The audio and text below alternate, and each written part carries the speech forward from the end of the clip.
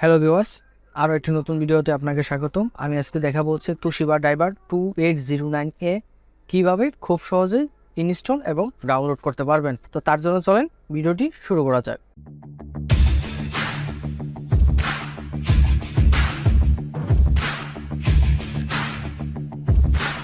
প্রথমে আমি দেখাবো হচ্ছে কীভাবে ইনস্টল করবেন।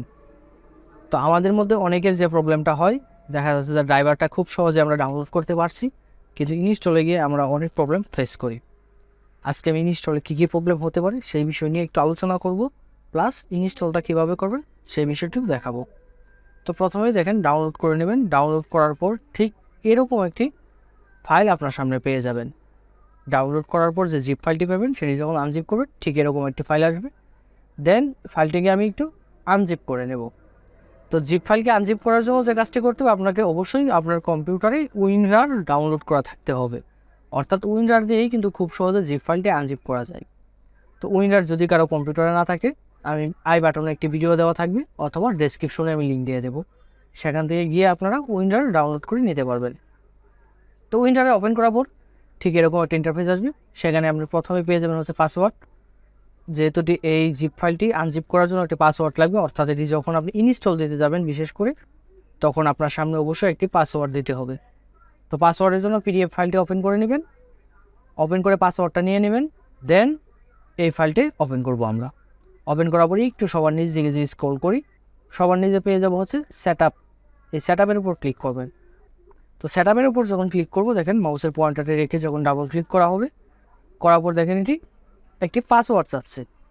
অর্থাৎ এই ড্রাইভারের জন্য একটি পাসওয়ার্ড সেট করা রয়েছে, সে পাসওয়ার্ডটি এখানে দিতে হবে। দেখেন আমি এখানে ড্রাইভারের পাসওয়ার্ডটি দিয়ে দিচ্ছি।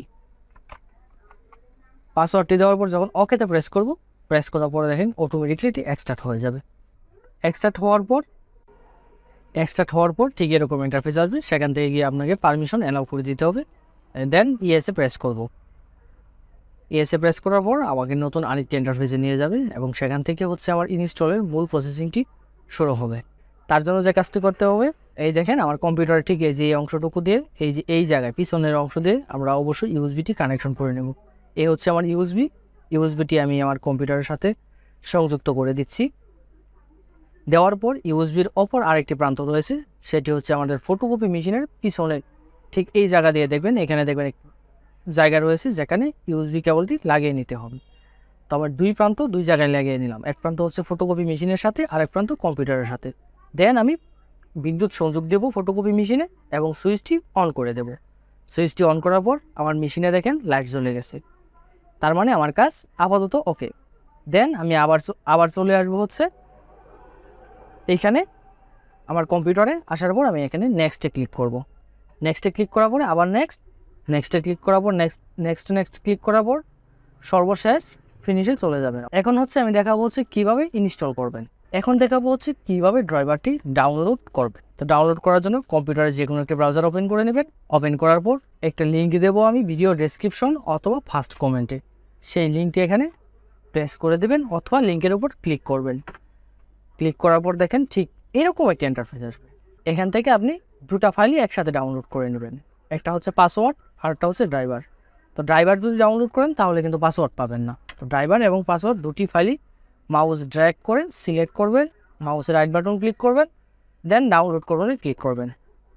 কিছুক্ষণ অপেক্ষা করবেন, কিছুক্ষণের মধ্যেই ডাউনলোড হয়ে যাবে। তো এই ছিল আজকের মতো। ভিডিওটি কেমন লাগলো অবশ্যই কমেন্ট করে জানাতে বলবেন। আর এরকমই যে কোনো ড্রাইভারের জন্য আমাদের সাথে যোগাযোগ করতে পারেন। এই ছিল আজকের মতো। দেখা হবে পরবর্তী কোনো ভিডিওতে।